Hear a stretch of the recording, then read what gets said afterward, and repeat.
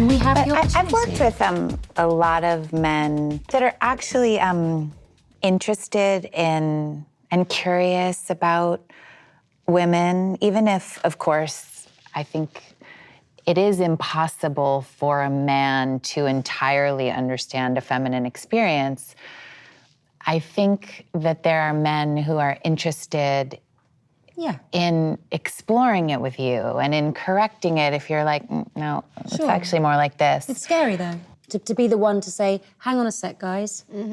Can we try this? Because there's always so much going on. There's always 100 things that they've got to do which are more important. So it's trying to find that moment to do it, trying to find the person. I think my show is actually about this, like sex as a way into having an actually interesting conversation, which I find actually when I look back with a little objectivity on like the work I've done in my life, I don't think I was conscious of this, but I do think sex and like sex scenes and sexuality has been like a way to get people's attention and then go, okay, are you listening? Now, here's what I actually really want to talk about, which that's what was available to me. So that's what I used. And I'm really interested in sex like everybody else is in the world, you know, and I'm interested in sex scenes. But in my show, like my character has access to filmmaking, but only in porn. And, you know, with her body, that's how she can get in and start having the conversation where she's like, what does that light do? You know, while she's got her clothes off. But I don't know, I kind of relate to that even as an actress. I want to learn how to make movies. I told you, it's a nickel and dime. If they can make and sell that in Europe, it's not going to be long before we can make and sell it here. How do you know? It's America, right? When do we ever leave a fucking dollar for the other guy to pick up? If I'm wrong, well, at least I learned something about making movies. Maybe I go out to California, go work for Disney or some shit. Is it based on any kind of true experience, the character? My character's, I think, based on like a combination of people, and there were people who were filmmakers and actresses in porn at the time, which is, you know, who she is. But I just think in like my experience, I don't know if you guys feel this way, but I feel like sex and sexuality for actresses, because you're right, I think it has felt like a prerequisite, you know, that yes, you can be smart and powerful and all these things, but you do also have to like throw a little sexiness in there.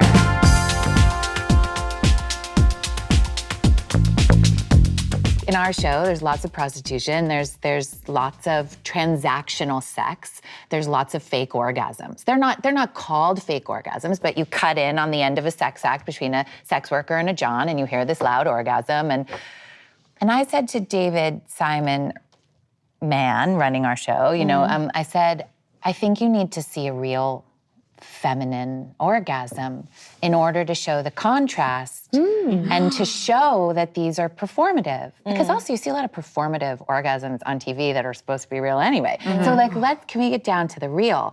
Because it will illuminate the misogyny in the performance and all that stuff. And when I first said it to him, he was like, he like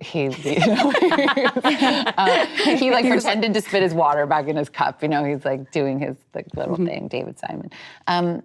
But then he wrote a scene where my character's sleeping with somebody that she actually wants to sleep with. He doesn't make her come, and she turns over and makes herself come. That's amazing. And when I first saw the cut of that episode, anyway, the orgasm, I just have to say, I was like, this orgasm needs to be the realest orgasm ever. This needs to be like the one that takes 30 seconds. See, you know what I mean? Like, that's very quiet, that's super internal, that's just about her.